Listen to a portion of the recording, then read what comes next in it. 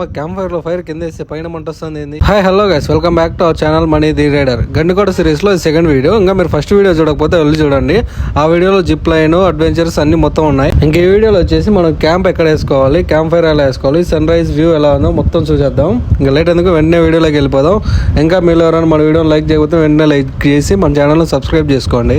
ఇంకా మీరు క్యాంప్ వేసుకోవాలంటే మీకు గండికోటలోకి ఎంటర్ అయితేనే కోటకు ఎదురుగా ఇట్లా బోట్స్ ఉంటాయి, జిప్ లైన్, బోటింగ్ అని. ఇక్కడ నుంచి మీరు నేరుగా ముందుకు వెళ్తే కొద్ది దూరం వచ్చిన తర్వాత మీకు ఇలా కనిపిస్తుంది. లెఫ్ట్ సైడ్ ఏమో వ్యూ పాయింట్, రైట్ సైడ్ చూస్తే మీకు టెంట్లు ఉంటాయి. దాని లోపలికి ఎంటర్ అయిపోగానే మీకు రైట్ సైడ్ మొత్తం ఇలా పెద్ద టెంట్లు ఉంటాయి, లెఫ్ట్ సైడ్ వచ్చేసి చిన్న చిన్న టెంట్లు ఉంటాయి. మీకు ఏది కావాలంటే అది తీసుకోవచ్చు. ఇప్పుడు మీరు చూస్తున్న ఈ టెంట్ ప్రైస్ వచ్చేసి 1500 పర్ పర్సన్.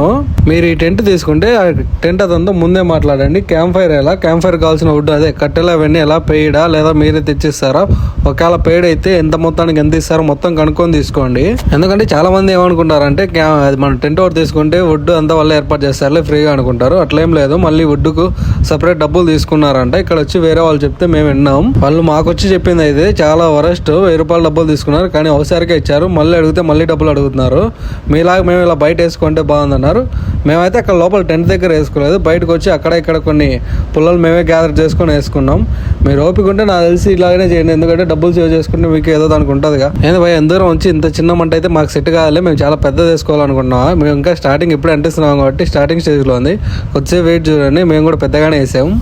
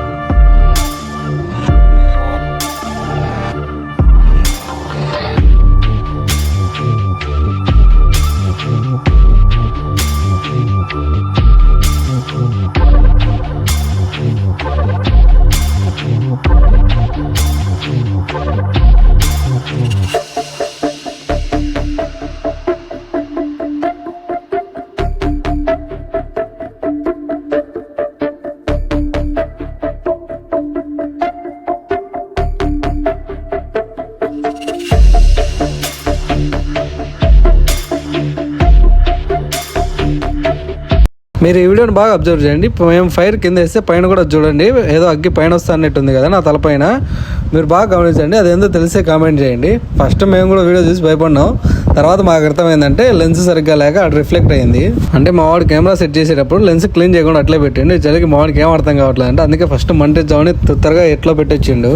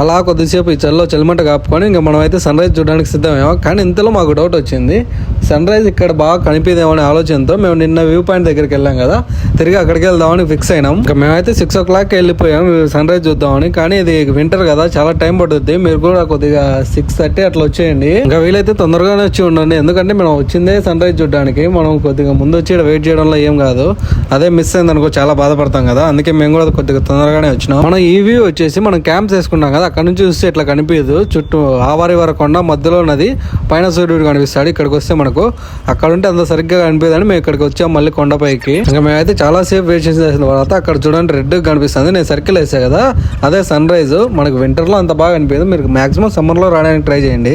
ఇంకా అలా మెల్లగా సూర్యుడు ఇంకొంచెం పైకి వచ్చినాక చూడండి ఎంత బాగా కనిపిస్తుందో. ఆవారి కొండ మధ్యలో ఉన్నది, దానిపైన సూర్యుడు. మేమైతే ఏం ఎడిట్ చేయలేదు, అది ఒరిజినల్ లైటింగే. ఇంకా ఎంత పైన నుంచి సన్ రైజ్ చూస్తా అంటే అబ్బా దీనికోసం గంట ఇంకా 2 గంటలైనా వెయిట్ చేయొచ్చు అనిపించింది. బల్లేంది.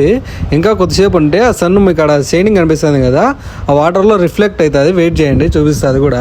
ఈ లోపు ఇంకా మీలో ఎవరైనా మన వీడియో లైక్ చేయకపోతే వెంటనే లైక్ చేసి మన ఛానల్ సబ్స్క్రైబ్ చేసుకోండి. ఇంతలో మనకు కూడా ఖాళీగా ఉండదు, మంచి వ్యూలో అని ఒక వీడియో కూడా తీసుకున్నాం. రొటీన్ స్టిల్ అయినా కానీ ఈ వ్యూ పాయింట్ లో హైలైట్ గా ఉంది కదా, మీకు ఎలా అనిపించిందో కామెంట్ చేయండి. ఇంకా మీరు ఇప్పుడు బాగా అబ్జర్వ్ చేస్తే పైన సూర్యుడు ఉన్నాడు కదా, కింద వాటర్ లో షైనింగ్ ఉంది. అక్కడ కూడా మనకు సర్కిల్ టైప్ లో సూర్యుడు కనిపిస్తాడు. మనది ఫోన్ కాబట్టి అంత బాగా క్లారిటీ కనిపించదు. ఒరేడమ్మ నిజంగా లైవ్ లో మేము చూసా అంటే పైన సూర్యుడు కింద సూర్యుడు మన ప్రతిబింబం ఎట్లా కనపడుతుందో అద్దంలో సేమ్ అలాగే కనిపిస్తుంది. మనది ఫోన్ కాబట్టి అంత క్లారిటీ మీకు కనపడట్లే. ఇక్కడ కూర్చోన్నాడు కదా, ఈయనైతే కెమెరా తెచ్చిండు. చూస్తుంటే ఆయన కెమెరాలో కూడా నీట్ గా కనపడింది. ఎట్లయితే కాదులేని ఇంకా మాది కిడ్నీ కెమెరా తేవడానికి అయితే ఫిక్స్ అయిపోయినాం. అందుకే అక్కడ దూరంగా వెళ్ళిపోయింది, ఆడిపిక్కుంటాను అని. ఇంకా సన్ రైజ్ చూసి ఇంత మంచి లొకేషన్ లో ఫొటోస్ వీడియోస్ ఏం కావాలంటే మీరు అవన్నీ తీసుకొని టిఫిన్ తినేసి వచ్చేయండి. నెక్స్ట్ వీడియోలో మనం బందీఖానాకి వెళ్ళబోతున్నాం. అవును అది సరే కానీ మీలో బందీఖానా అంటే ఎంతమందికి తెలుసు? తెలిసిన వాళ్ళు కామెంట్ చేయండి. అలాగే నెక్స్ట్ వీడియో కోసం బందీఖానా అని కామెంట్ చేయండి.